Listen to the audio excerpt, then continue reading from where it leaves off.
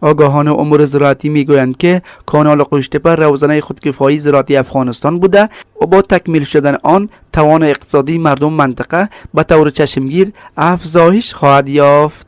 هزاران جوانی که از این فعالان‌ها فارغ میشوند از این رشته زراعت، خود هم خوشبختانه از رشته زراعت فارغ شدیم.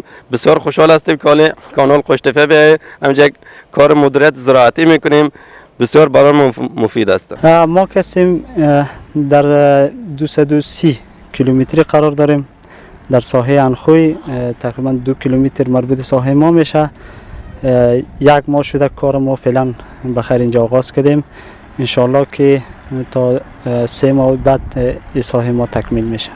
به گفته باشندگان ولسوالی اندخوی، اگر کار این کانال به همین قسم ادامه پیدا کند، به زودی دشت‌های خشک این ولسوالی به زمینه‌های سرسبز و حاصلخیز تبدیل می‌گردد.